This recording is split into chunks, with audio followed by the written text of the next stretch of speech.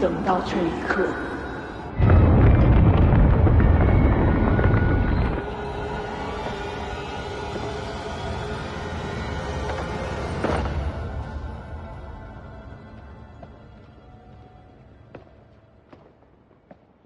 就没见过这么打架的，真是开眼界了。你说，他们还是人吗？是。哦。王先知我不清楚，李剑神绝对还是人。剑侠取回来了，那我可以继续动手了吗？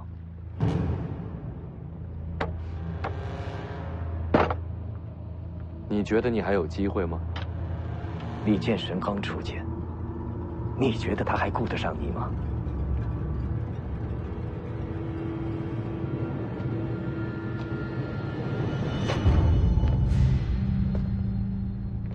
还有个人藏在这里。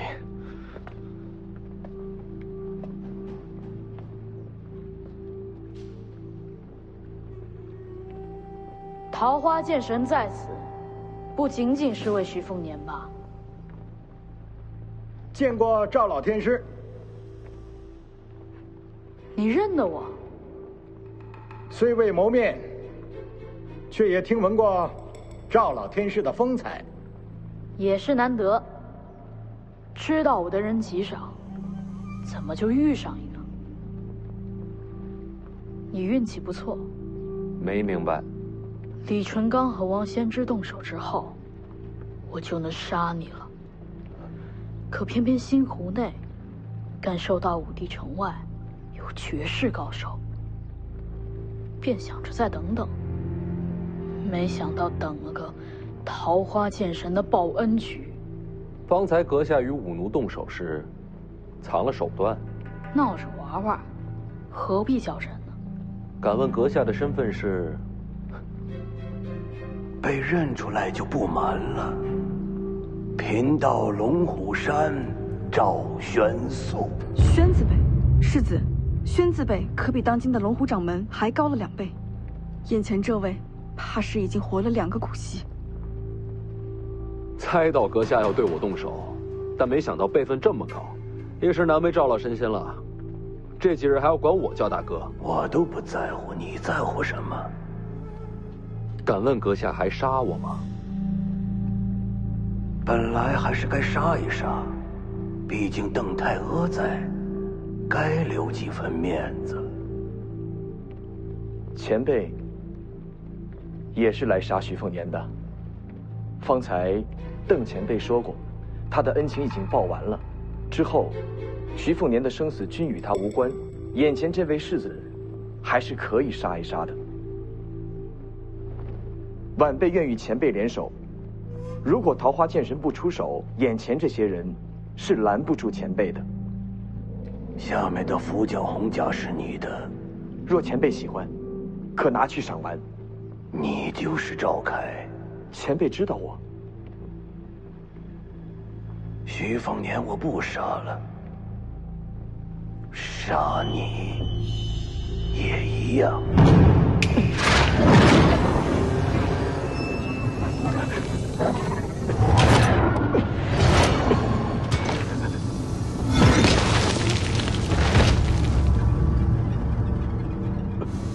一具傀儡也想破局？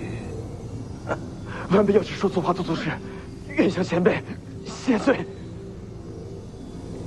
徐凤年是大乱之因，你也一样。龙虎山既受皇恩，今日就取你性命还份恩情吧。这是疯了！你救他，赵老神仙手下留情，他一路都在杀你。能不能说一下，救我这事儿，你怎么想的？你的绝路不该在这儿，还不走？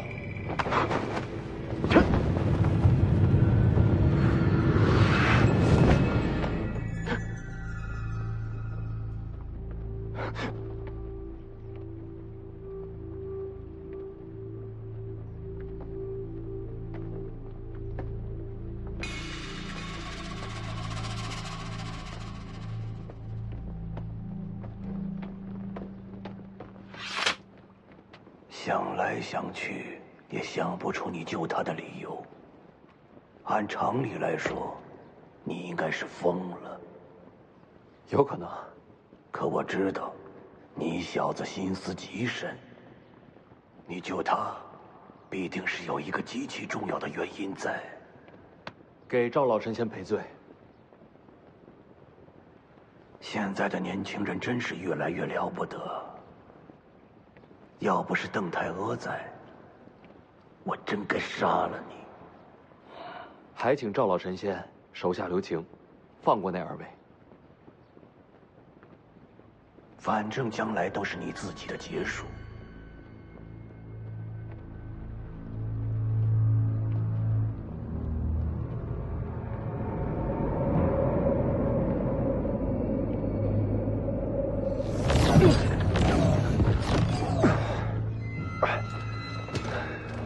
这都什么局面？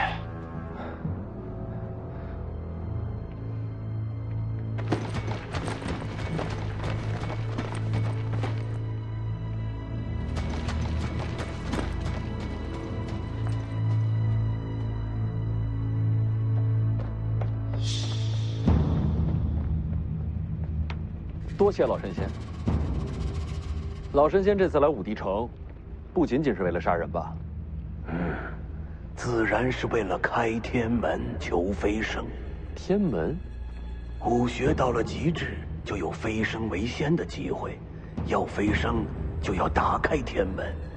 我虽身如少年，内在却接近腐坏，毕竟等了2个甲子。老神仙连这都告诉我了。终于有了登仙之机。这些话说说也无所谓了。天门重开，是因为李剑神与王仙之一战，怕也只有这2个人交手，天门才会重开。我没来错，天门将开，仙界重临，我终于能迈出这一步。桃花剑神此来武帝城，想必也是为了此事。你还说对了，我还真是为了天门而来。天门眼看就要打开，你我都有飞升机会，或许还能合作行事。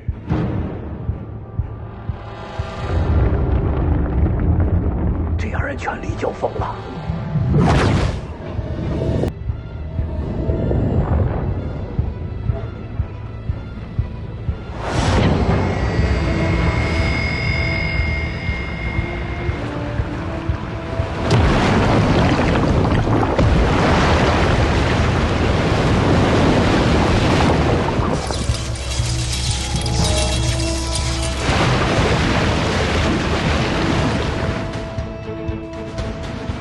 一步了。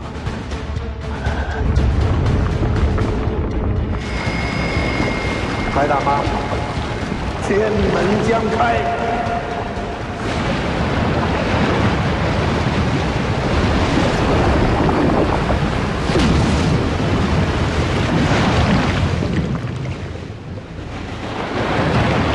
胜负未决。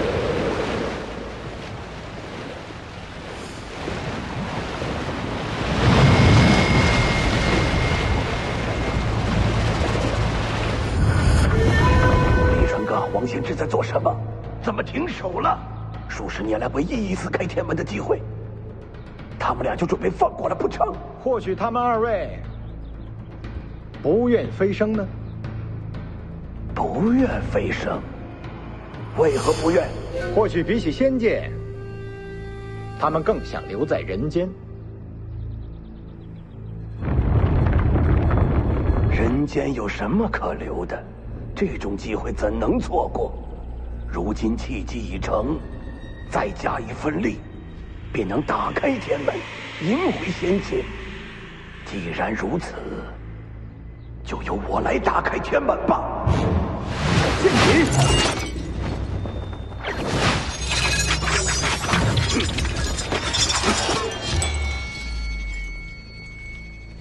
邓太阿，你做什么？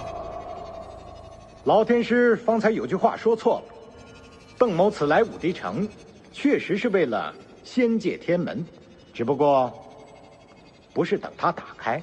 那你要的是什么？我要的是阻拦天门重开，要仙界与人间断了往来。为什么？历来古籍素有记录，仙人下界。所谓仙人，早已抛却人心，以天道自处。每逢仙人临凡，仅凭喜好，便要改换天下之事，江河改流、山川移位都属平常。更有甚者，仅凭一己之好恶，便要断人间之生死，不知换来多少白骨累累。那又怎样？世上王朝更迭，不也是杀戮不断？别的不说，这位是北凉世子，他爹徐骁当年杀了多少人，怎不见你提剑斩杀？王朝更迭，乃是人间自己之争斗，我从未想过让天下无杀戮。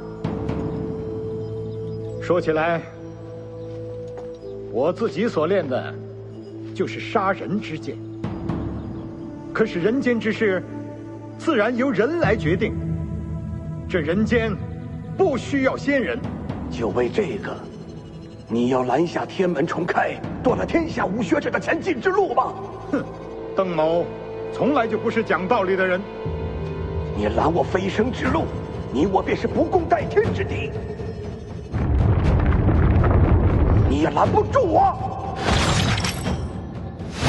峨眉朱雀，黄铜皮肤，一米泰勒。剑阵，此剑阵取名冰解，本来是为王仙芝而准备的，却不想用到了阁下身上。我倒要看看，邓剑神能否冰解贫道。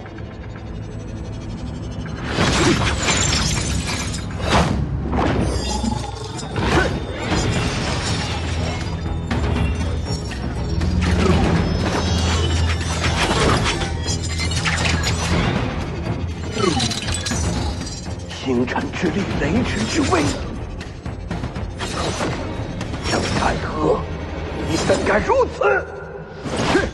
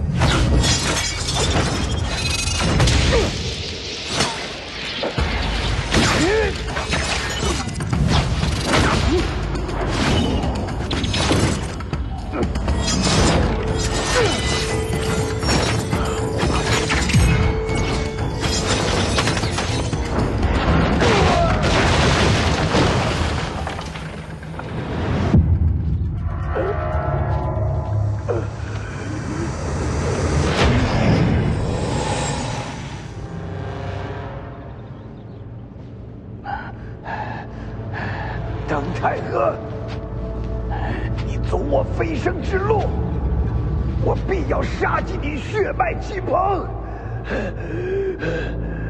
赵老天师，此时收手，还能保住性命。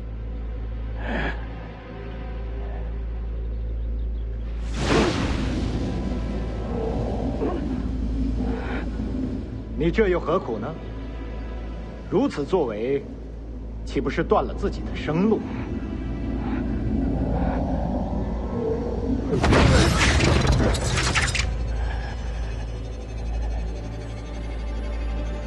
天人之间，岂受他人束缚？这人间，我已待腻了。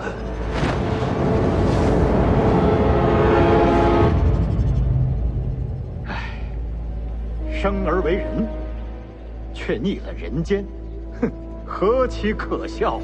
我等进入天人之境，便再也不算普通凡人。只是为了变强，真的要抛弃那颗做人的心吗？我扔了又如何？赵老天师，邓某的剑下不许人间有仙。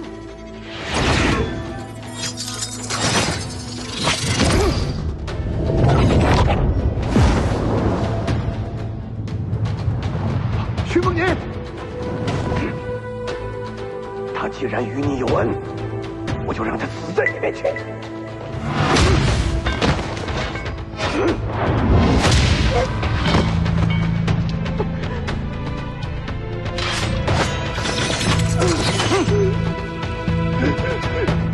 老子让你登仙，剑酒6000里。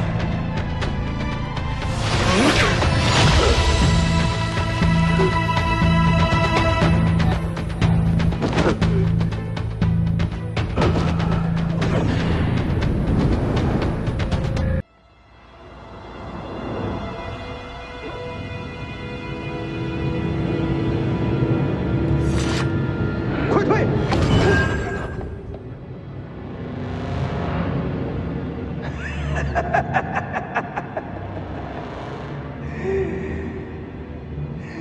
吓我一跳，这般境地，就算是神仙也杀不了人了。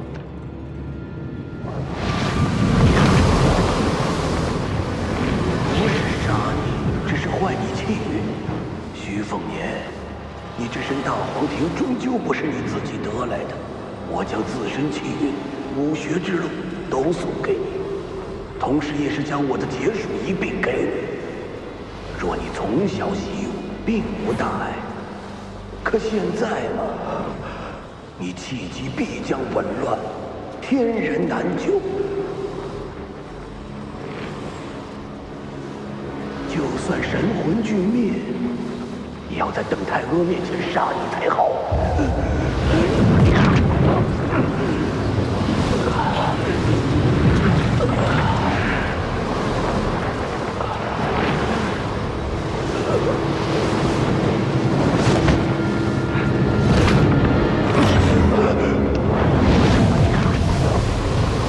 转气运之术，你是那老家伙的弟子？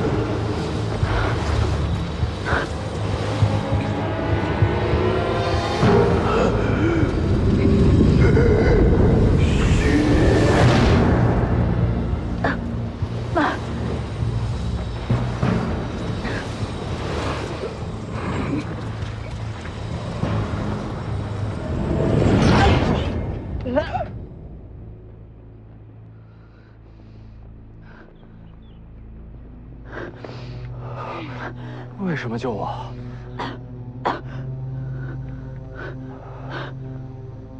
世子，世子，世子！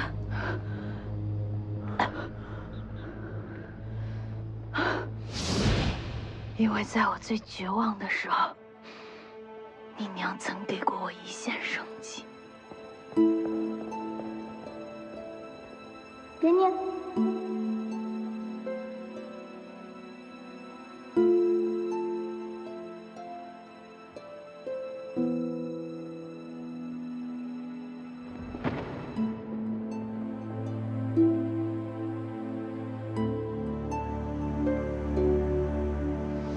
谁杀你，我便杀谁。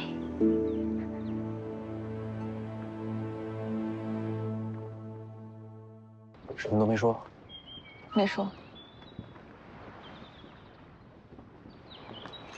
当世最强一战结束了。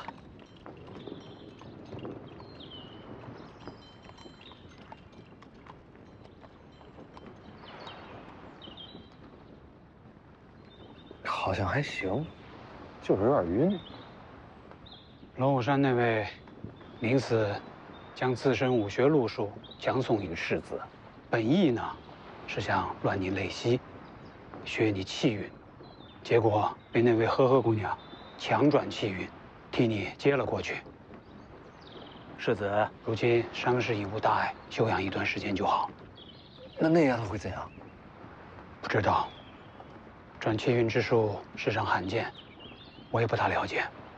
他呀，既然会这奇术，身后自有师承，不会出什么大意外的。李前辈，你打完了？打完了。邓太阿给你的。是。邓前辈呢？也已经走了。这还真留给我了。既是飞剑，又是剑心传承，他倒是舍得。没事，多看看这飞剑，多想想他今天的出手。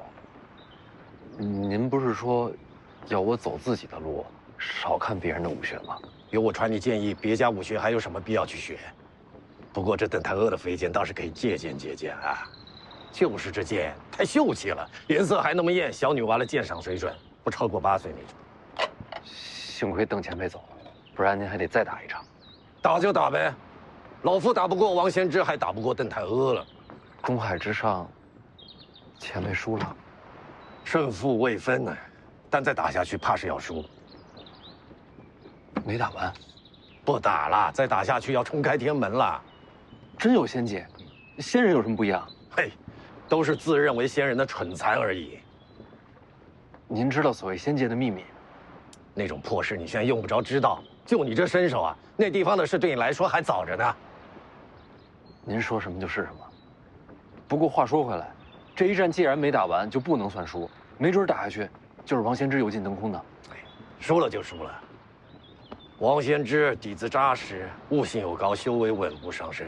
这些年来占尽天下高手磨练自身，我毕竟耽误了几年，又少了条胳膊，赢不了。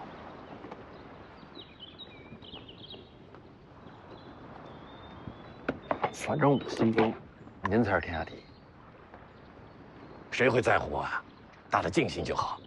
不过方才一战，王先知也使出了9分力，普天下逼他到这一步的，怕是没几个了。他还没出全力。王先知若出全力，恐怕只有500年前的吕祖才能稳压他一头啊！这么强吗？啊！哎呀，那咱们还在武帝城？废话，赶紧跑呀！我还拿了老黄镜匣。哎呀，拿着吧，这点面子王先知还能给我？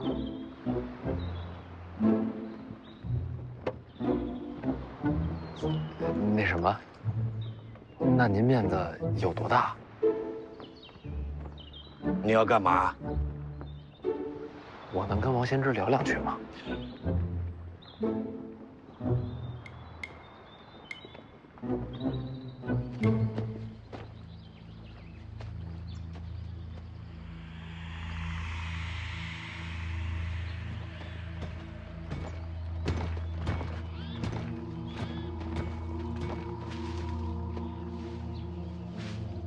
龙虎山的人为什么要杀你？为国除奸呗。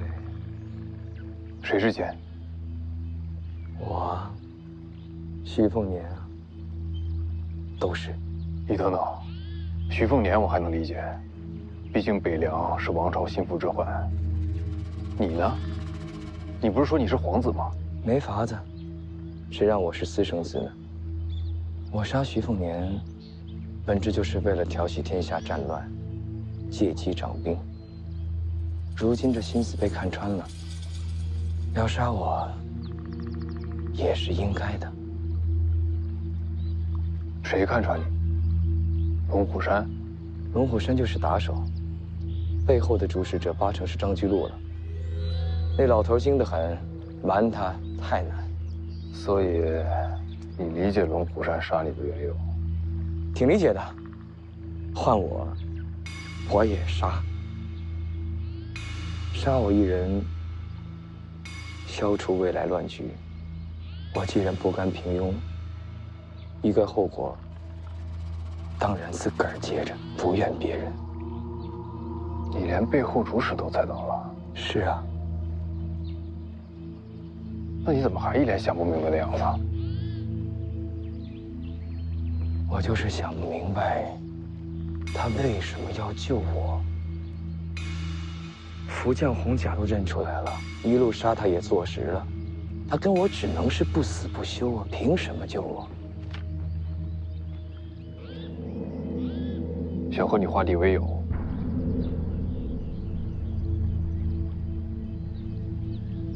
我天天追着赶着杀你，你能画地为友？那我也想不出了。想不明白，算了，走吧。回武帝城？是啊，回去做什么？杀徐凤年啊，人还好好活着呢。他救了你，你还杀他？何事？这小子找你。邓太阿的12飞剑，给这小子了，运气不错。王前辈你好，晚辈徐凤年，在此有一事相求。不对，是两事相求。求我？说。这第一件事儿，是想请王前辈借辆好马车。不瞒前辈，有伤在身，回城不想走水路了。你杀了武帝城6名武奴，又抢走了见九皇的遗物，如今又跟我要马车。那6人并非为我所杀，我也没那本事。至于老黄的遗物嘛，我会给前辈一个交代。怎么交代？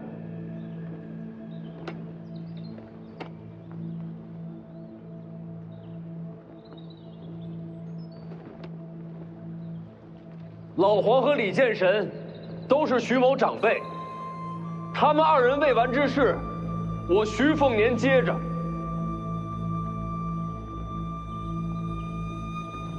老黄力战身死，是武者归宿，无怨无悔。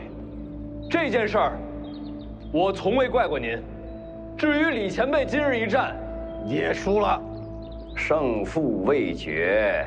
好，胜负未决，1败1平，都没能赢你。王前辈，给晚辈一些时间。我徐凤年在此指天发誓，我终有一日会重回武帝城，替老黄，也替李剑神，与阁下再战一场，决胜东海。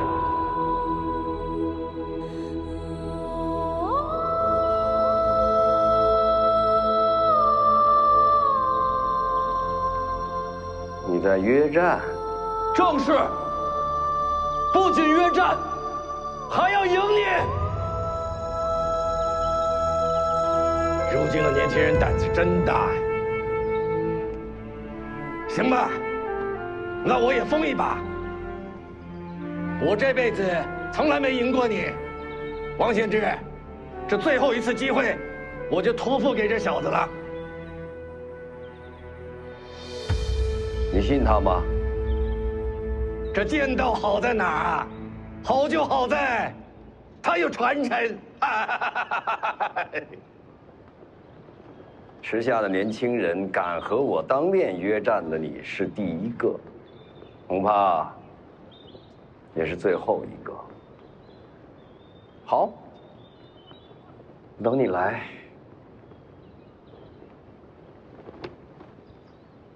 多谢前辈。重回武帝城之时，我会把马车还给前辈。我会让人把马车给你。这第2件事儿，是我听人说，我娘当年遇袭之日，您也在京城。您一直在查害我娘的凶手。小姐过世起，就一直在查。这些年追查凶手，整理出来的东西，都在里面了。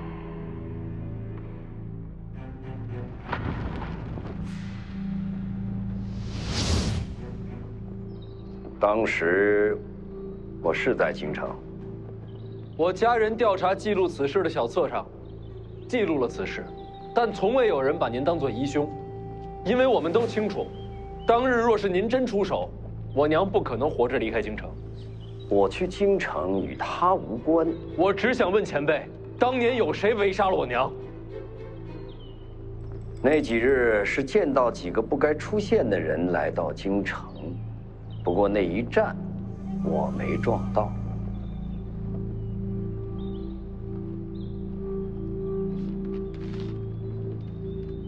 这个人当日在不在京城？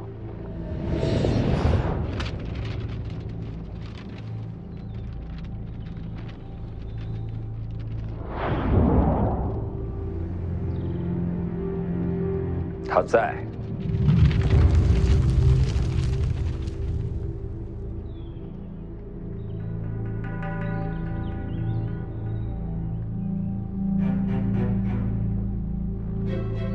多谢前辈。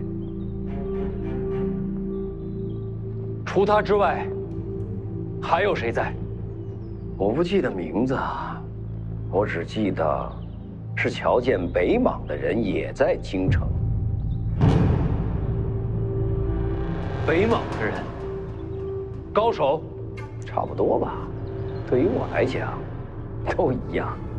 黎阳皇室联合敌国，埋伏的是自家臣子，多荒唐！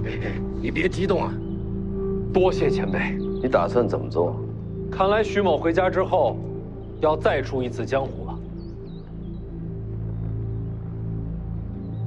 你要去北莽？是。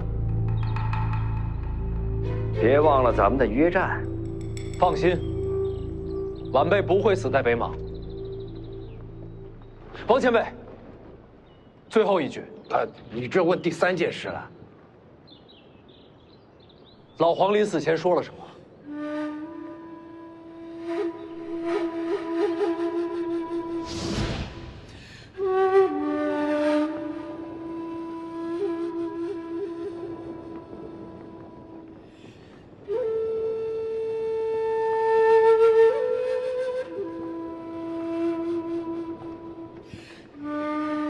来，给少爷上酒。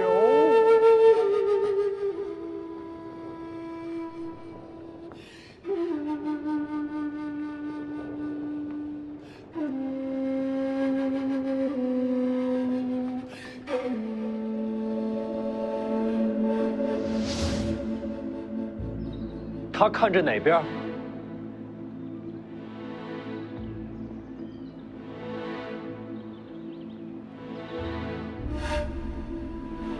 北。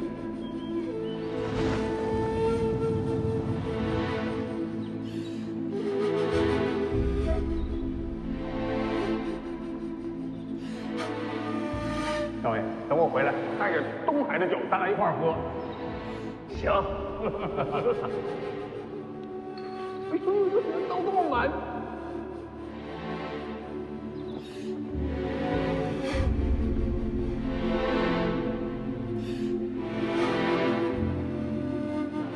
清早去车里吧，前辈也上车。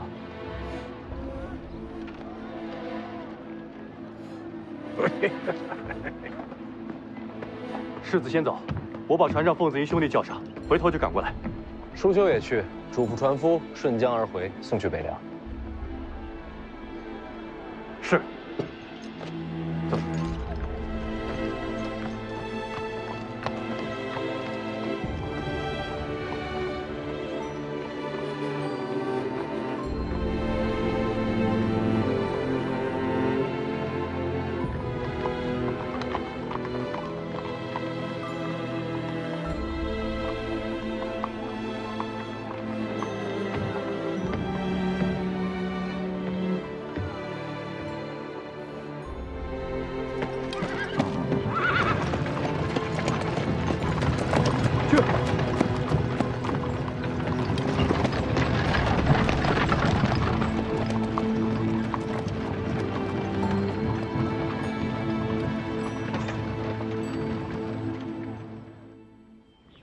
去西蜀，曹长卿与西楚公主已然到了蜀地，楚国余孽蠢蠢欲动，朝堂认定蜀地将有大乱。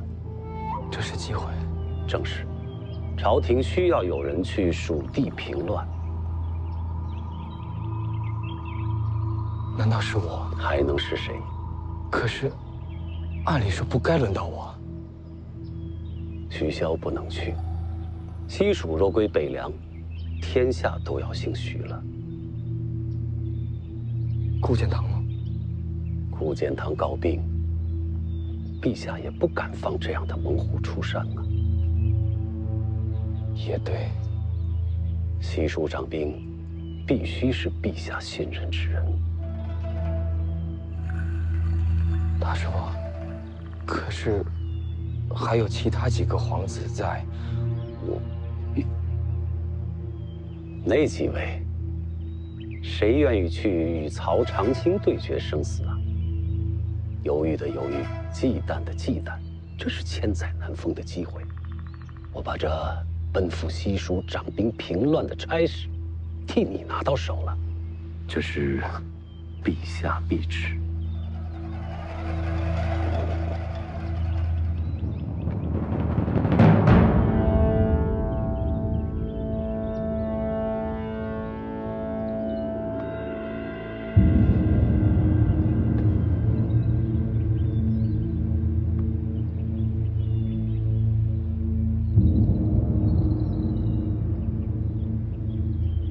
可曹长青不好对付，我陪你西行啊。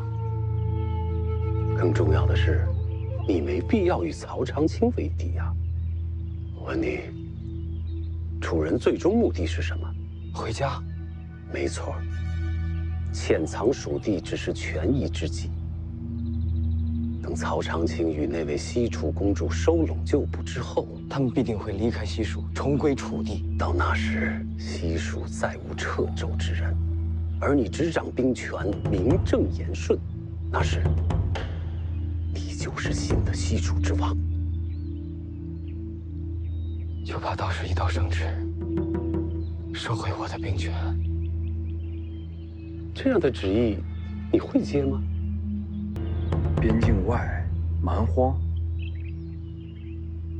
等蛮荒跟西蜀连成一片，我就有了问鼎中原的根基，最差也是一个无可动摇的蜀王。能看到这一步，也不枉费我教导你这么些年啊！多谢大师傅，替我抓住这般良机。无需多言，我们即刻赶路前往西蜀。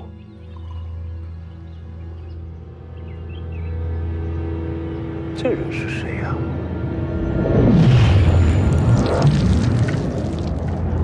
袁庭山，轩辕家曾经的门客，如今走投无路，倒是可用。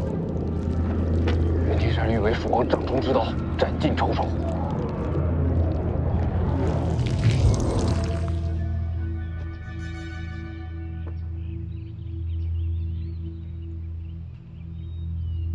这人间终于给了我一次机会，一个一飞冲天的机会。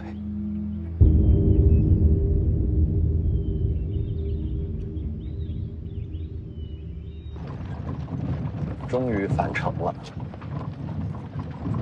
哎，小子，邓太阿的飞剑再让我瞧瞧。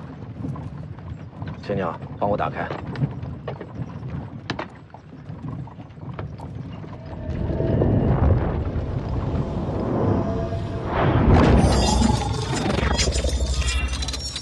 您也会使这剑阵？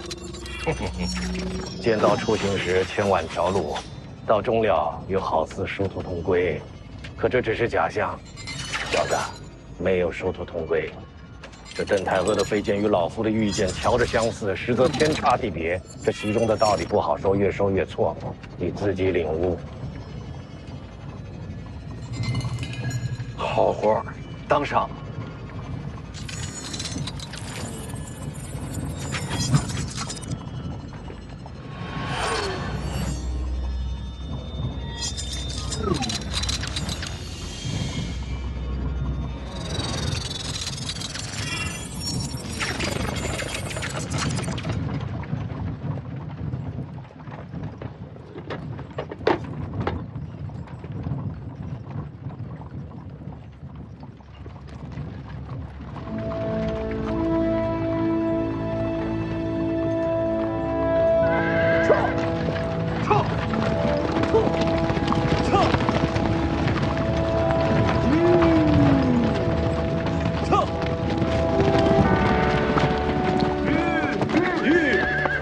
归队，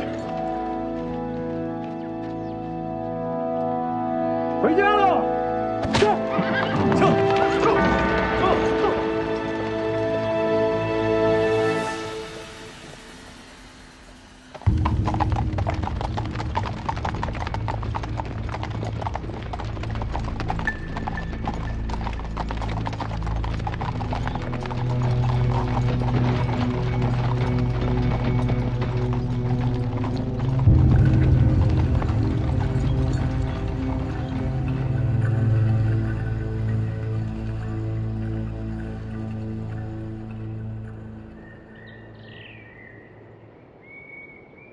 大师傅，这一路为何转了这么多方向？别让人给堵上。会有人堵我吗？办事总要小心。那为何不快马加鞭？总要让马有休息的时候啊，不能跑一半把马给累死。大师傅，我看毛先知与李成刚，他们都快能飞于长空了。借真气而已。你能吗？你说呢？徐凤年也踏上归途了。这您都知道？我让人远远盯着，这一路歇息时都有眼线回报徐凤年的行踪。还用让人盯着他吗？要是我能成为蜀王，就可以不用杀他了。我一路在想，你说在武帝城时，徐凤年救你一命，这事儿确实说不过去。会不会是徐凤年知道咱们要去西蜀找兵？这密旨他怎么会知道？就算他知道，为什么要救赵凯？西蜀北凉可谓犄角之势，徐凤年是下一任北凉王，若是和蜀王联盟，那就真的安枕无忧了。这么说倒有点道理，还是说不通。徐凤年怎么可能远隔千里还知道朝堂对策？再者说，武帝城时，大师傅还没有来，连我都不知道自己要去西蜀。不管怎么说，徐凤年都没有理由救你，这事儿透着古怪。所以我让眼线观察他这一路的行程。您哪来那么多眼线啊？活了这么多年，总该给自己培植些势力，这些势力将来都是你的。大师傅，若没有您，我活不到今天的。若没有你母亲，我也不会有今日。行了，不说这些了。这些天眼线回报，徐凤年一行确实往北凉而去了。从路程看，他们就算想拦我们，也不可能。那就万无一失了。然而这些天，徐凤年始终在马车内未曾露面。是受伤了？不知道。您的眼线总不能拦路查人吧？徐凤年一行快经过广陵了。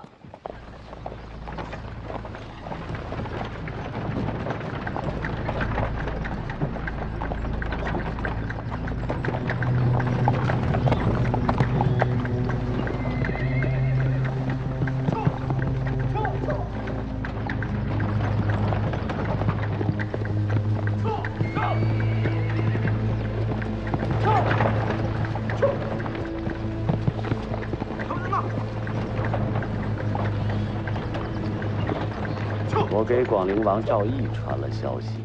赵毅，那个家伙在藩王里也是恶名远扬，您给他传什么消息？也没什么，提了2处，一个呢是朝堂对徐凤年顺利的离开武帝城不是太欢喜，另一个呢，徐凤年身边有绝色相伴。赵毅父子2个好色如命，您是想借赵毅的广陵军区试探徐凤年？可那家伙虽然臭名远扬，却也不是笨蛋。他真敢害徐凤年吗？为什么要害呢？大军吓唬吓唬徐凤年，让朝廷有点面子，然后顺带把那个丫头要走。一个丫头，北凉能说什么呀？徐凤年不会把人交出去的。赵毅又不知道徐凤年的为人，以他的处事，一个丫头还不如个物件。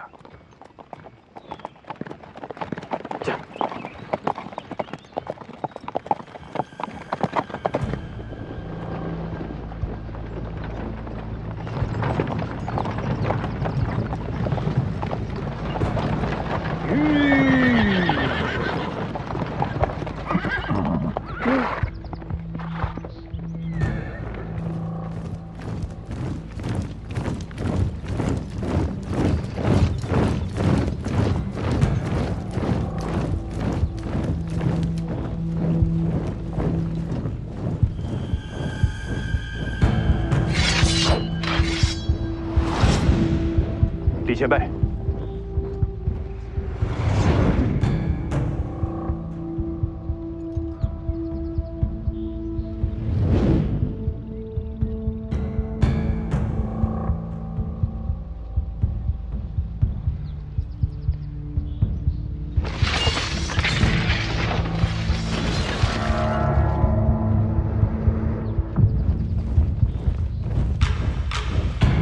赵毅的广陵军。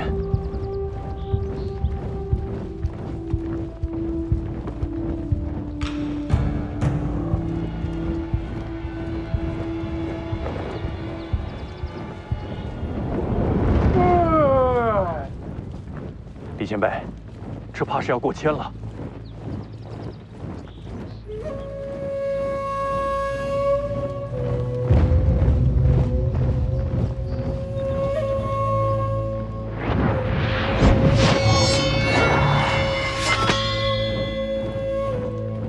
好不容易睡个踏实觉，麻烦。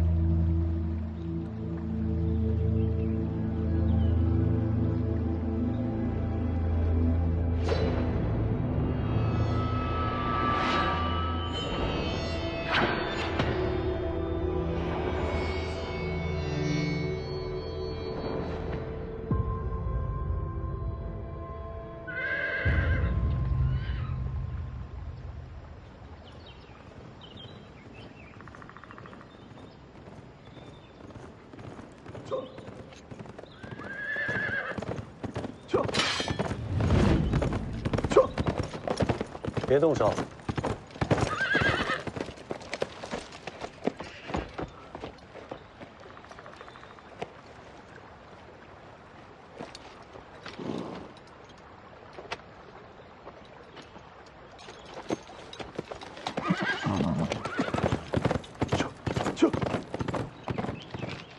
有消息了。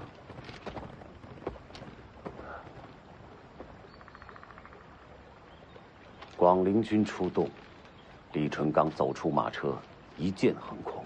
结果呢？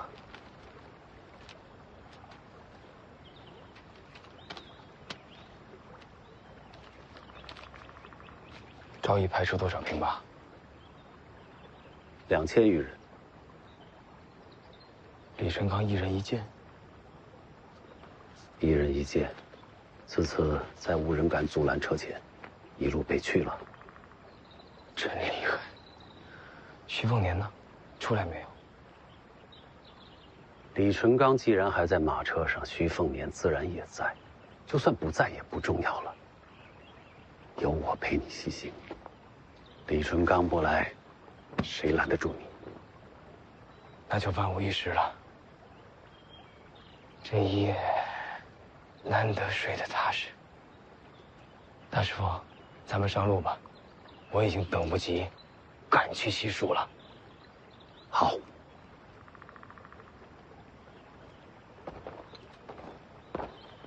起床了。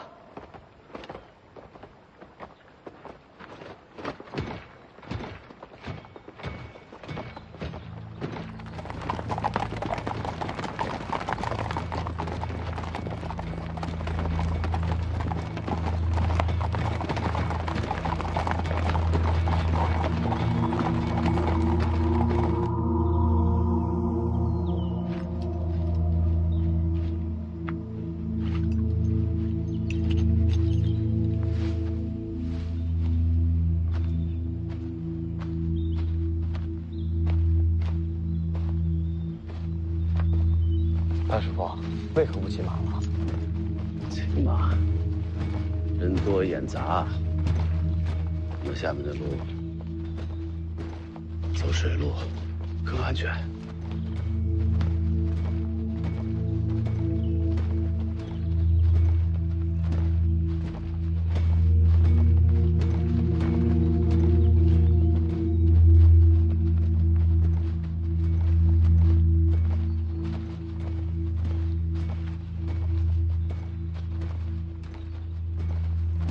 到前面登船，后面的路沿江而下。石块石慢还不停改变路线，大师傅，没必要这么小心了吧？现在没有人能够追得上我们。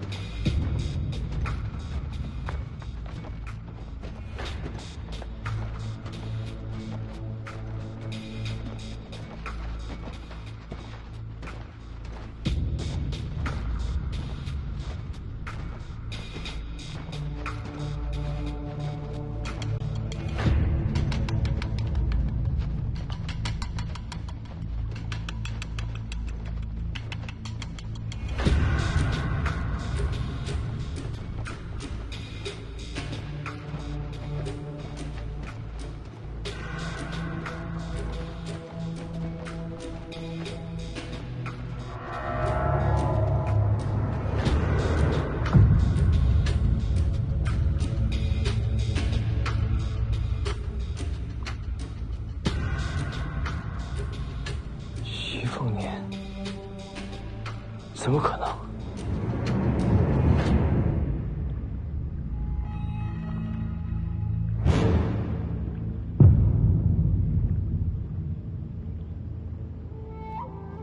怎么可能？还记得我在武帝城和你说过的话吗？就这事，你怎么想的？你的绝路不该在这儿，还不走？你的绝路不该在武帝城，而是在这儿。武帝城救我，是为了在此劫杀？说不通吧？救你、劫杀，都不是为了你。我眼中的敌手，从来就不是你。你等的是我。我娘进京中伏那天，你人在哪儿？徐骁应该查过。我受命离京，不在京城。我查了你的调令，也找人把当年每一个存活下来的人问了个遍。韩雕死，我娘中伏那天，你回了京城。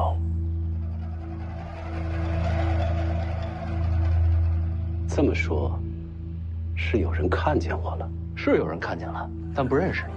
但没关系，你的相貌比较好认，就不怕认错？本来已经8、9不离十，而武帝城一行，则是彻底确认此事。这个人当日再没在京城。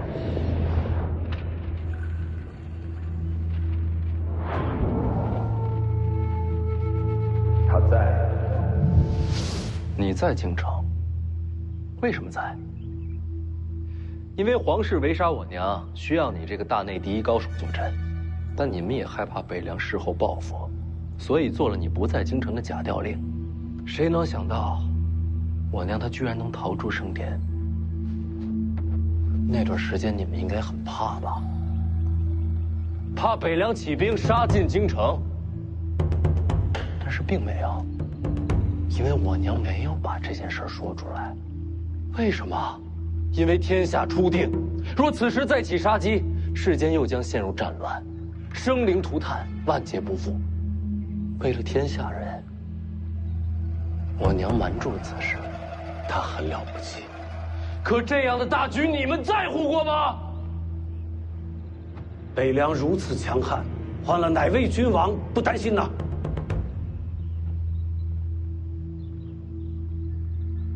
你承认了，到了这一步，再狡辩就失了气度。没错，当年围攻你娘，有我一个。很好，徐家清楚玉兰，徐骁没猜到的，你做到了。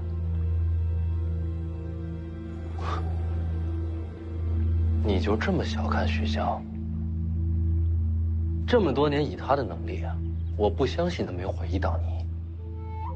但他始终没有想过复仇，因为北凉子弟死伤无数，才换来天下太平。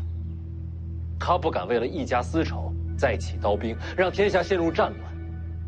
他是害怕对不起那些战死的老弟兄们。北凉王重大局。但我和徐骁不一样，杀母之仇怎能不报？没做错的人为何要忍耐？为何要妥协？我徐凤年绝不委屈自己。所以，你宁愿毁了先辈创下的太平盛世？我都说了，我和徐骁不一样。人情公理我要，天下大义我也要，凭什么偏要选一样放一样？我偏要两全其美，不愧本心。现在想想，曹长青这次堂而皇之的去西蜀，也是在配合你行事。可有些事情，我始终想不明白。你怎么知道朝廷一定会让赵凯去西蜀？又怎么会知道是我来送他这一程？更古怪的是，我们这一路线一变再变，你怎么能拦在此处？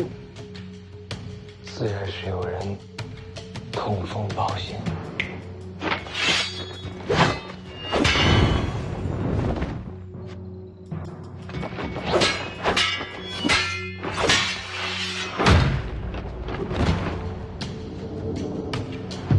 是你？你是北凉手下？当然不是。其实他的身份就是你一切问题的答案。我为什么知道朝廷会将赵凯派去西蜀？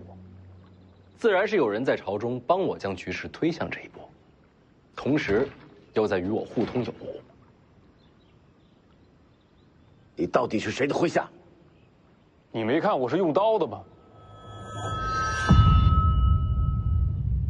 顾建堂，顾将军告病，是不是很及时呢？不可能。顾建堂为什么要和北凉合作？因为只要我活着，大师傅就会把所有的机会都留给我。有您在，就不会让顾建堂离开京城的。猛虎不回山，总是心不甘的。就是我死了，陛下也不会放他离京。可是少一分掣肘，就多一分希望。说的在理。既然是顾建堂麾下，怎么会在轩辕家做门客？算我多问了。轩辕家掌控天下水脉，这其中的便利之处，顾大将军自然是看明白的。对大将军来说，我就是不知名的小人物。我想入驻轩辕，既是受命，也是为自己求前程。可惜啊，被世子抢先一步。轩辕家的时候，你就和徐凤年合作了？并没有。大将军不可能预料到世子插手轩辕家，我是后来才受命与世子合作。哪有时间受命？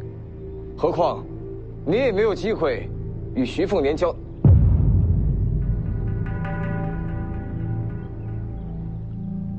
上阴学宫，你过去盯着徐凤年，如果能听到他谈论什么最好，听不到也不强求。没错，还是我给的机会。大将军看重上阴学宫，自然有麾下驻留，正好给我传令。顾大将军也不容易。我还记得那时，你回了我话。徐凤年和我媳妇儿都去了哪儿啊？就在屋里说话，我不敢靠近偷听。我见你见神的时候，徐凤年一直没出来过，绝对没有。那时候就在骗我了。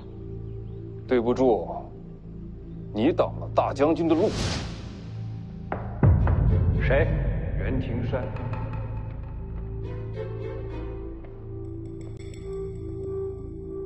顾大将军想问世子，知不知道王妃遇伏那一晚，寒雕四起是在京城？我知道，我也知道顾将军想要的是什么，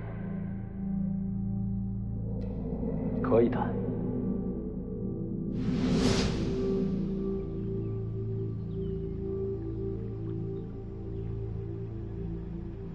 这么一来，差不多都明白了。顾建堂不但没有阻挠，反而暗中推动，让赵凯接下西蜀之行。再加上此人一路暗中传信，才让你出现在这里。这么说来，西楚公主也是你的妻子了。江离不是妻子，就算没有江离一事，也有别的办法让你出京。结果这么巧，遇上了曹长青，又撞见顾建堂也想杀你，正好省去了我在京城的布置，留着以后再用。